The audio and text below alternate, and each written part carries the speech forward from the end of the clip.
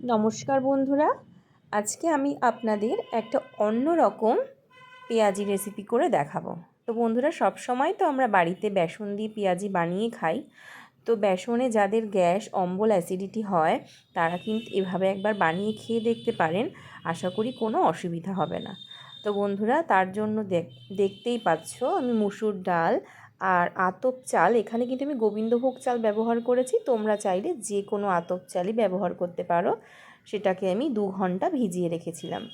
2 ঘন্টা ভিজিয়ে রাখার পর এটাকে আমি একটা মিক্সারে ভালো করে ব্লেন্ড করে নিয়েছি।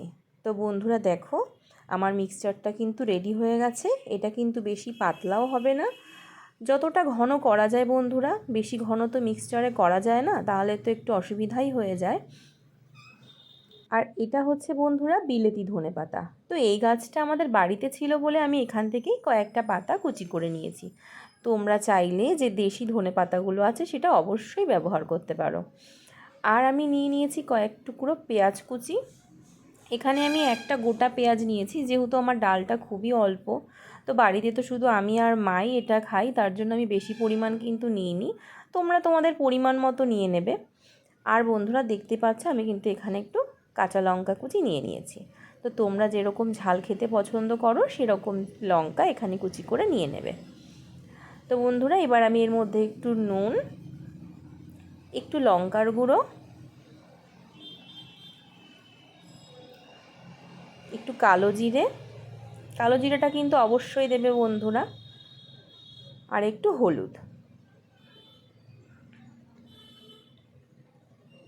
এই সামান্য কয়েকটা উপকরণ দিয়েই বন্ধুরা আমি কিন্তু এটাকে খুব ভালো করে মেখে নেব। তো এই রেসিপিটার মূল উদ্দেশ্যই হলো রেসিপিটার সমস্ত উপকরণকে কিন্তু বন্ধুরা খুব ভালোভাবেই মেখে নিতে হবে। তো এখানে কিন্তু আলাদা করে কোনো জল দেওয়ার দরকার নেই, বা কোনো বেসন বা ময়দা বা আটা আমি কিন্তু এখানে কোনো কিছুই অ্যাড করছি না। তো যদি তোমাদের কারোর মনে হয় যে ব্যাটারটা একটু পাতলা হয়ে গেছে, সেক্ষেত্রে তোমরা চাইলে একটু ময়দা এখানে ব্যবহার করতেই পারো। তো আমার ব্যাটারটা কিন্তু পাতলা হয়নি, তার জন্য আমি এখানে ময়দা ব্যবহার করলাম না। তো বন্ধুরা, এবার কিন্তু আমি এটাকে প্রায় 1 ঘন্টা মতো রেস্ট দিয়েছিলাম। তো এবার চলো এটাকে ভেজে নিই। বন্ধুরা, এটা খেতে কিন্তু খুবই সুস্বাদু ছিল। তোমরা মুড়ি দিয়ে খেতে পারো, বা ডালের সাথে খেতে পারো, বা যে শুধু খেতে চাও সেও খেতে পারো, কারণ সবাই তো এগুলো পছন্দ করে না।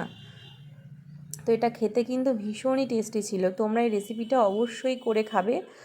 বাড়িতে তৈরি পেঁয়াজি, সবসময় কিন্তু দোকানের তৈরি পেঁয়াজি খাওয়াটা আমাদের শরীরের জন্য ভালো না, আর সেটা খুব একটা ভালোও লাগে না।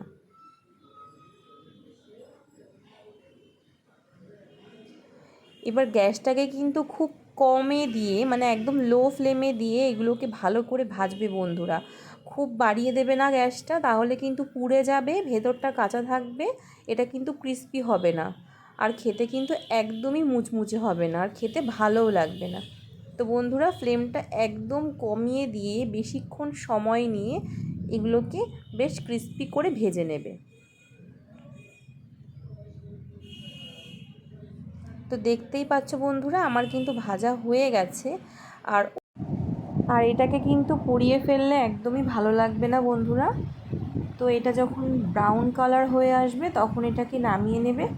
এটা খেতে কিন্তু অসম্ভব টেস্টি লাগবে। তো বন্ধুরা, তোমরা এটা বানিয়ে বাড়িতে খেয়ে দেখো, তোমাদের সবার কেমন লাগলো সেটা অবশ্যই আমাকে কমেন্ট করে জানাবে। তো আজকের মতো আমি আমার ভিডিওটা শেষ করছি। টাটা।